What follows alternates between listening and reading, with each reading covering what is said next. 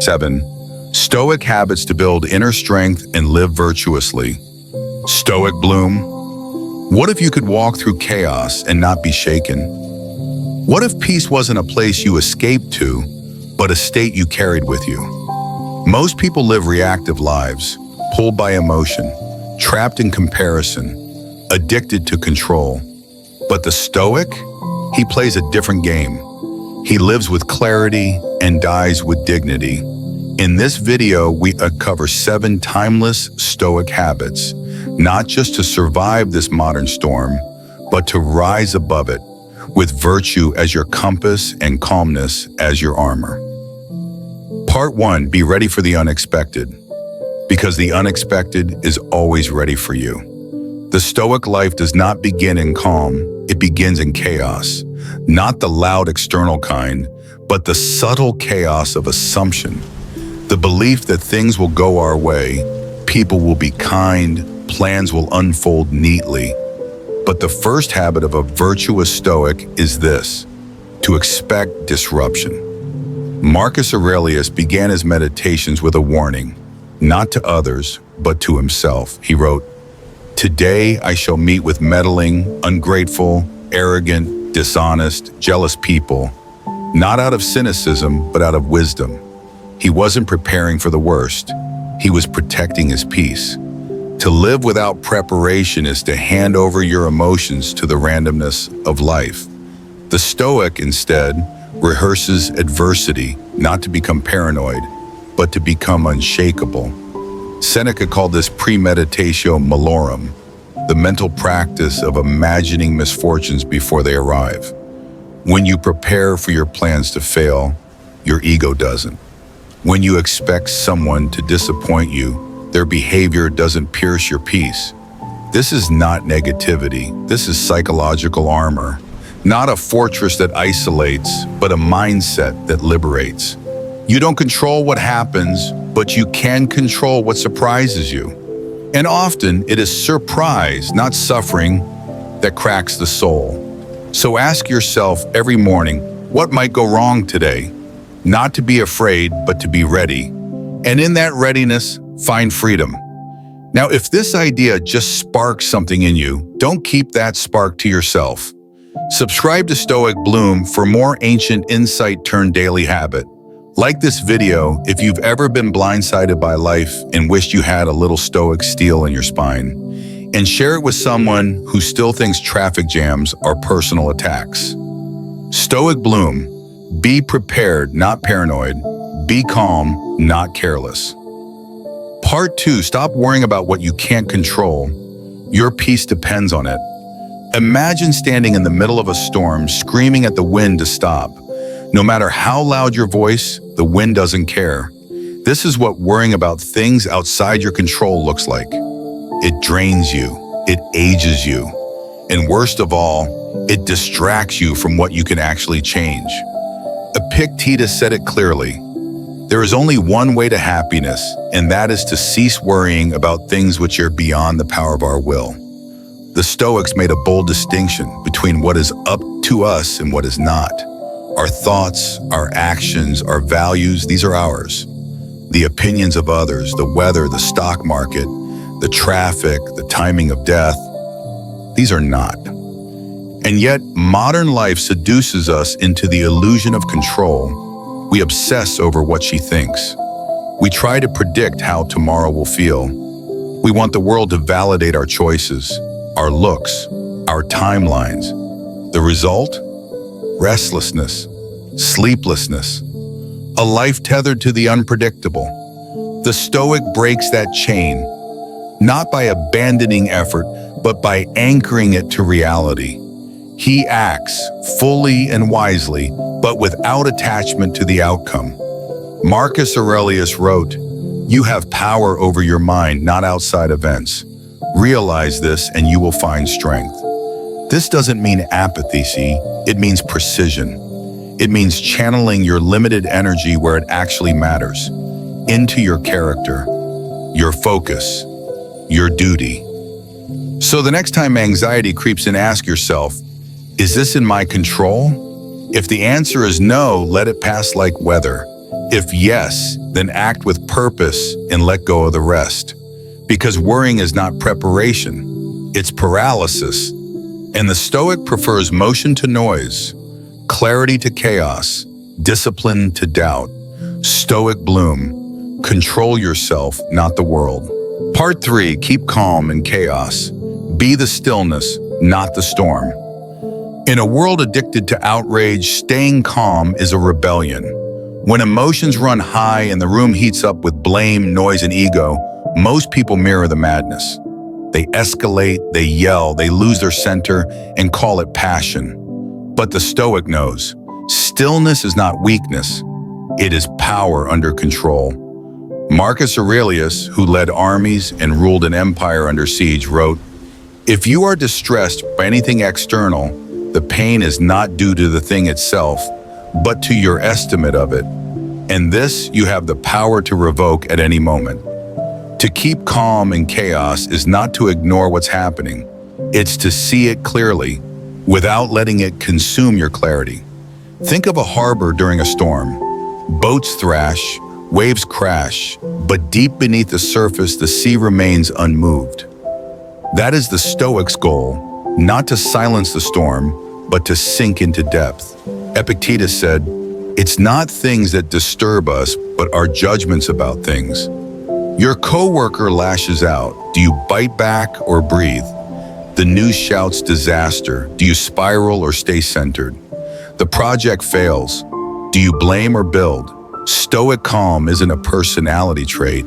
It's a discipline, a skill forged in discomfort, a choice you make again and again, not to be dragged by external tides, but to stand as your own anchor.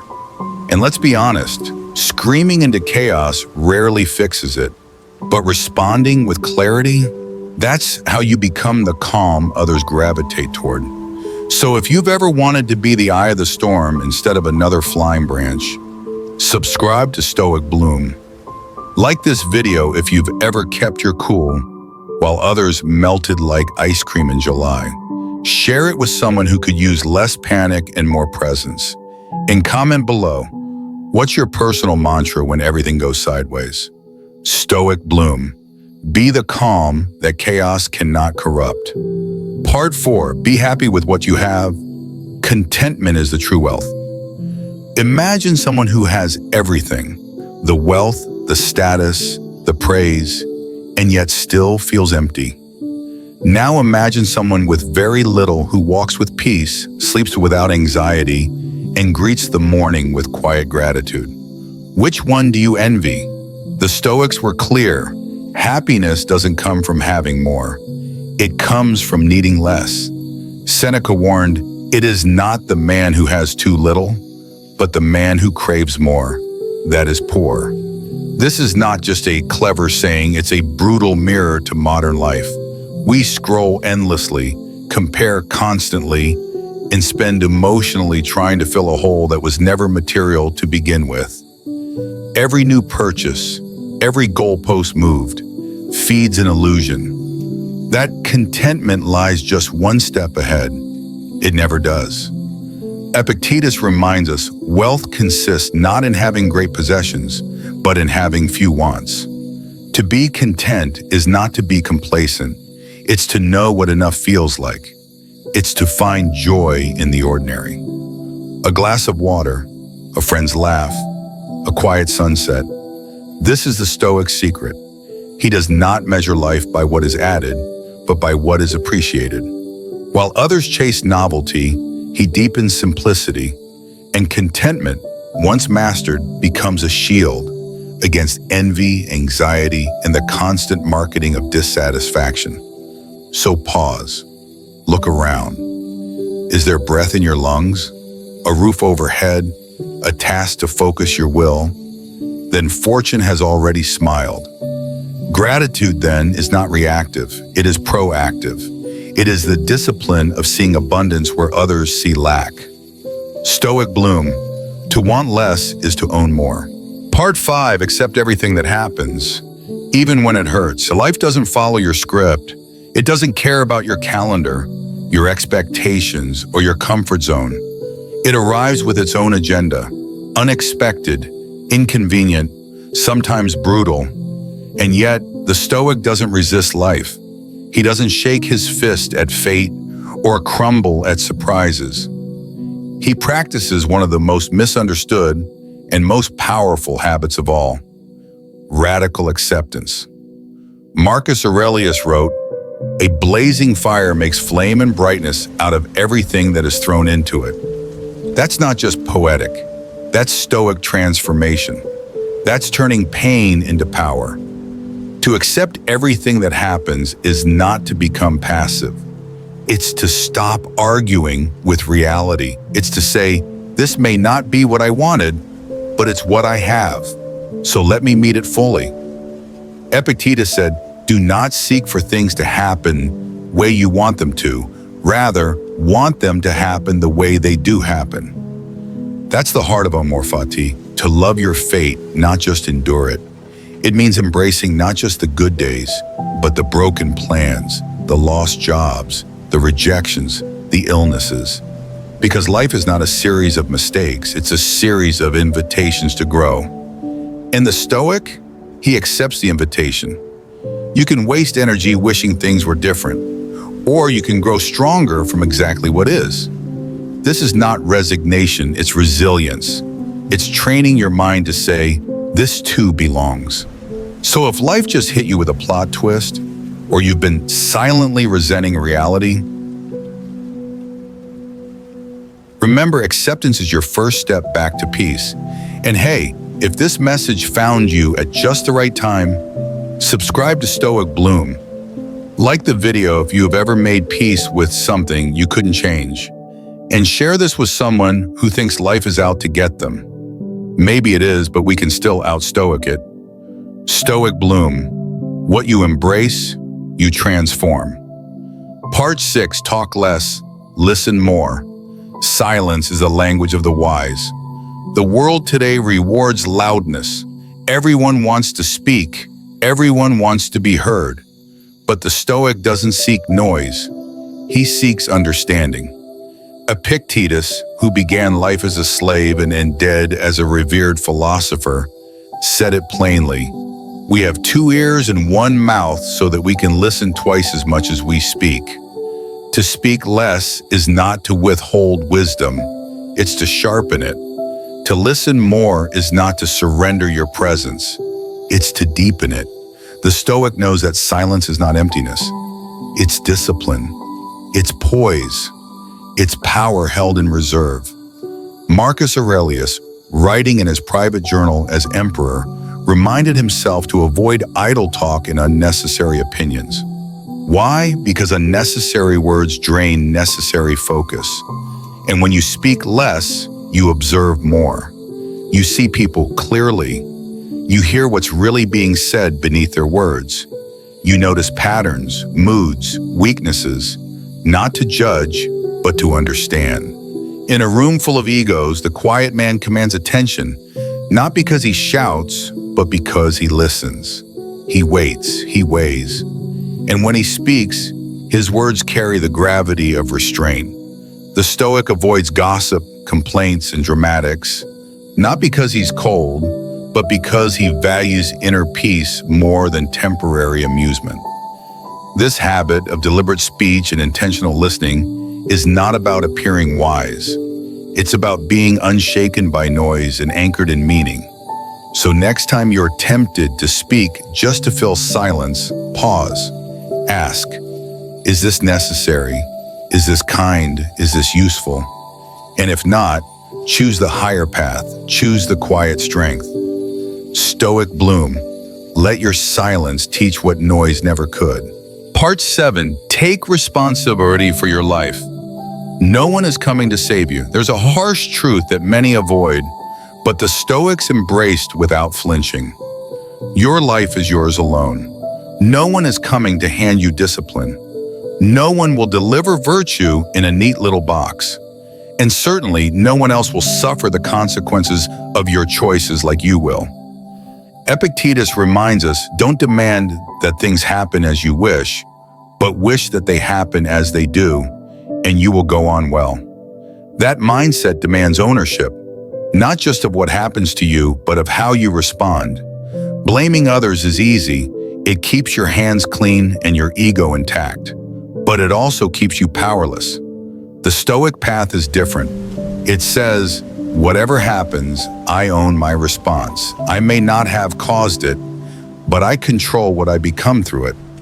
Marcus Aurelius, the most powerful man in the world, didn't use that power to shift blame. He used it to train his mind. You have power over your mind, not outside events. Realize this and you will find strength. Responsibility isn't just about guilt. It's about freedom. Because the moment you stop outsourcing blame is the moment you reclaim control. So if you're stuck, lost, or tired of waiting for someone to fix it, look in the mirror. The person responsible for your next step is already staring back. And hey, if that hit a little too hard, welcome to Stoicism. Subscribe to Stoic Bloom to build a life you won't need to escape from. Like this video if you've ever realized your worst enemy was your own inaction. And share it with that one friend who always blames Mercury retrograde. You know the one. Stoic Bloom. Take command. No excuses, no permission needed. Part 8. Pursue virtue over pleasure because character never crashes. In a world that worships comfort and instant gratification, choosing virtue can feel like swimming upstream. But the Stoic swims not for pleasure, he swims for purpose. Marcus Aurelius put it plainly, just that you do the right thing, the rest doesn't matter. Virtue to the Stoic isn't abstract. It's action. It's daily choices. It's integrity when no one's watching. Restraint when everyone else indulges. And courage when silence is safer. Pleasure is seductive. It whispers that you deserve more, that you've earned the escape, that discomfort is the enemy. But pleasure, when sought without principle, becomes addiction in disguise. Seneca warned, pleasure is a poor and fleeting guide. It leaves you empty where it promised fullness. Pursuing virtue means choosing the hard thing now for the right outcome later. It's saying no when yes is easier. It's delaying the dopamine hit to build something that lasts. But here's the paradox.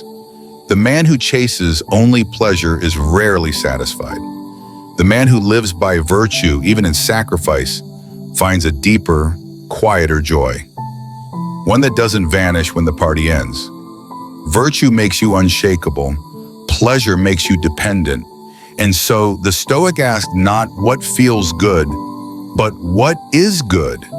Because in the end, the one who lives by principle sleeps better than the one who lives by impulse. Stoic Bloom. In a world drunk on comfort, choose character over craving. Part 9. Always keep your purpose in mind or be pulled in every direction.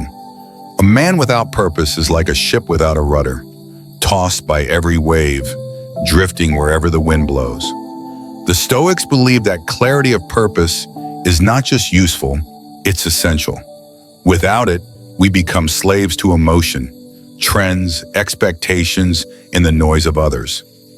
Marcus Aurelius, writing to himself in the solitude of an emperor's burden, reminded, if you don't have a consistent goal in life, you can't live it in a consistent way. Purpose is what gets the Stoic up in the morning.